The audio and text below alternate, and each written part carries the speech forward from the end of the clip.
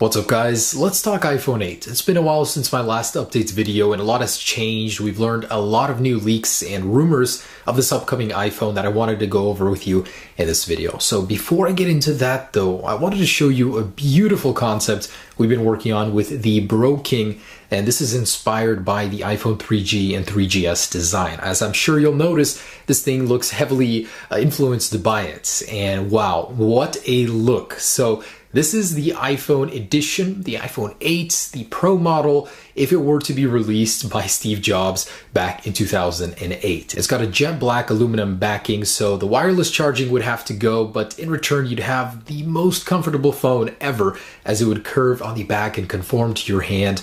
We removed these speakers from the bottom and placed them on the top of the phone, as you know, it just seems like a more logical choice. You have outwards facing speakers beaming your sound straight to you instead of into your hand where you're going to be covering it up. We do have the dual lens camera on the back. The buttons are inspired chrome-wise by the 3G again, and I gotta say it looks absolutely stunning. So major props to the Bro King. It's also got a curved display that's taking up most of the front of the phone, but without actually copying the Samsung Galaxy S8. So just wanted to share that with you guys. Let me know your thoughts down below. Worked very hard on this. Anyways, let's get to those juicy rumors. Now, the very first thing I wanted to say is this is a new camera, guys. I do apologize if things aren't set up properly. I'm using it for like the first time for this sort of video here, so do work with me on that. But the elephant in the room here, the Samsung Galaxy S8, it was just announced. You know, there was a lot of tension already before it was announced between the Galaxy S8 and iPhone 8. You know, how are they going to react feature-wise? How are they going to compare? Is the iPhone going to copy them? Is the Galaxy going to copy the iPhone? I gotta give props to Samsung. They didn't really do much copying here whatsoever. The 3D touch for the physical button feeling on the bottom row of the home button for the Galaxy S8 is sort of 3D touch, but that's literally the only comparison or the similarity between the iPhone and Galaxies. So it's an amazing phone. I'll give them props. It looks so cutting edge, so high tech. It's going to be so difficult for Apple to, you know, compete, or so it seems. But there are some rumors that I'm going to talk about in this video that say otherwise. It might even look better than the Galaxy S8. So a lot of people are saying the iPhone 8 is dead in the water. There's no way. But guys, come on. You know, have some faith in Apple. The Galaxy S7 looks more futuristic than the iPhone as is already, and yet the iPhone sells like hotcakes. So do have some faith in Apple here. I think they will do well despite the fact that Galaxy is kicking their ass seemingly already. Now in my mind, I have several things that Apple can do to keep ahead of the game, and these are the things that are rumored that the iPhone 8 will have. First off, a built-in fingerprint sensor in the display. So instead of putting one on the back, have one on the surface of the phone so you don't have to fiddle with that fingerprint sensor on the back of the phone like the S8. Two, have a truly bezel-less design. So instead of even having the 8mm little section on the bottom and top of the Galaxy, just have a full screen as rumored. That would make the iPhone look so amazingly good. And I think the 3D modeling front-facing camera on the iPhone will be a big winner. So the Galaxy S8 can be bypassed with a photo. You know, Apple's solution would be to model your face, and instead of a photo being able to bypass it, you'd actually have to have a 3D physical model of the face, which is much more difficult to bypass this security with. So Apple's going to focus hugely on security with this 3D modeling camera. And those are the 3 points that could, you know, elevate the iPhone ahead of the Galaxy S8 in my opinion. So shout out to Ryan Jones who put this together. This is actually super cool. So this is a size comparison of what the iPhone 8 would look like based on the math provided by Ming-Chi Kuo, the screen sizes and everything, the bezel-less design. If considering all of those rumors were to be true, this is what it would look like. And it looks so good. I mean, it's unbelievably small compared to the outgoing iPhones, but compared to the Galaxy even, this would be a more futuristic design even. And a super cool rumor provided by Barclays analysts is saying that all three models of the iPhone coming this year will have a True Tone display. That means they'll have the sensors compatible for it and the software inside. So much like the iPad Pro 9.7, it'll basically take your color temperature of the display and adjust it to your ambience instead of just a sunset sunrise schedule currently with night shift. So I think that would be super cool. It was rumored to happen on the 7 series earlier last year. It didn't happen, so now it's going to be happening this year on the iPhone 8, and that's something I'm welcoming with open arms. And there's been word floating around on the internet about the naming again. So we already established that the iPhone 8, the high-end model, could be called the iPhone edition, but what about the iPhone 7s? The 7s just doesn't seem to stick. Starting with the MacBook, Apple killed the Air naming, the word after MacBook. Essentially, it's just MacBook now. And now most recently, the iPad series. So Apple ditched the iPad Air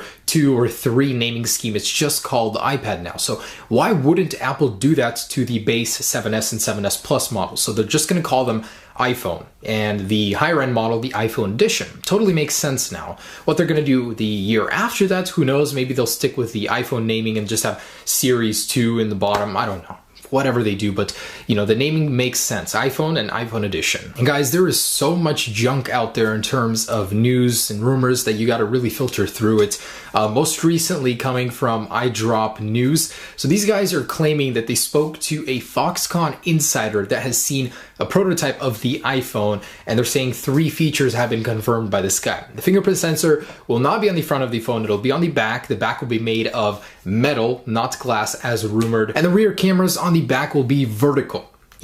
This is highly doubtful coming from a news source that just sprouted up very recently. They're not even established or anything like that. So take some rumors you hear around on the internet with a grain of salt. And despite all of the rumors, all of the information we've heard that the new iPhone edition might come with a dual-edged curved display, much like the Galaxy series, it might not even happen at all. It'll have a mostly flat portion of the display with a 2.5D glass drop-off. In case you don't know what that means, it basically means it'll stay how it is on the iPhones. They have a very, very gentle curve at the edge that, instead of sloping like the Galaxies, is just very subtle. So it won't help with the usability of the phone whatsoever. You won't get any new features with that. It'll just be for purely visual, small slope at the end. So this is coming from an IHS market analyst who's saying the reason being because of development costs. Apple won't be able to keep up with the huge demand for this iPhone, so instead of curving the display, they'll make it easy for themselves and just have a very gentle 2.5D slope. And this was later confirmed by Nikkei, Ming-Chi and even another reputable analyst company. So basically everyone's saying that it won't have a dual edge curved display, just how it is right now, but with an organic LED panel. And talking about demand, the iPhone 8, according to Digitimes, will strain the entire world's supply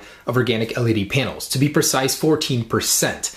Now, Samsung will be making these panels for the iPhone, and Apple is going to be taking 56% of their production for this iPhone. So just to give you a little bit of scale on how big the iPhone 8 is going to be this year. It's literally going to affect other businesses. A lot of other companies that make phones will not even be able to use organic LEDs because the price will go up because of, the availability of this thing is just all going to be going to Samsung and Apple mostly. So a lot of companies are going to be sticking with LCD later this year just because of this. It's kind of crazy. And this one is most likely not going to happen. It's probably fluff. Coming from ET News, they are claiming that the new iPhone will pay homage to earlier versions with a water drop-like design. So much like the concept I showed you guys, essentially it starts here and wraps around and ends up here. So very similar to an iPhone 3G like. It's probably not going to happen, but sure, it would look amazing if it did. Now the price of the Samsung Galaxy S8 may really put the iPhone 8 in trouble, as it's undercutting it by about $100, maybe even $150. Starting at about $850 to $900, the Galaxy S8 Plus, which would be in direct competition